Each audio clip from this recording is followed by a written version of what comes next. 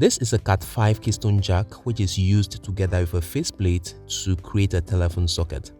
And so in this short video, I'll show you how you can wire up a Cat 5 keystone jack into a telephone socket. We will need a punch down tool and also a cutting ply for cutting the cables. Here is a sample putress box with a Cat 5e cable drawn in it.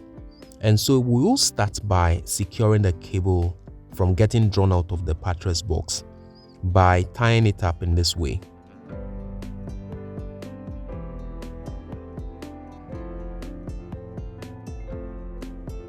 We have here the 4 pairs of conductors in the Cat 5e cable, and among these 4 pairs we need just 2 pairs. So we'll cut out 2 pairs so that we can have just the 2 pairs required. We are now left with just the blue and orange pairs. The next step is to mount the keystone jack in the faceplate this way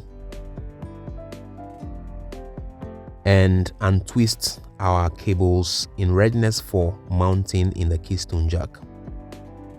On the keystone jack, we will be following the color coding in here. So the striped blue wire from the cable will be placed here, followed by the solid blue. The striped orange will come here, and then the solid orange at the end here, all in accordance with the color coding illustrated here. So I will now place the cables. Striped blue first, and then the solid blue, striped orange, and finally the orange one.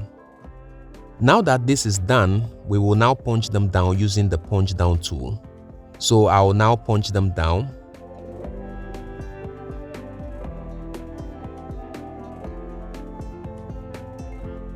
So this socket is now fully wired, and you can just close it up and your telephone socket is ready. If you find value in this video, please give it a thumbs up and also subscribe to the channel. I'm so grateful for your time. See you in the next video.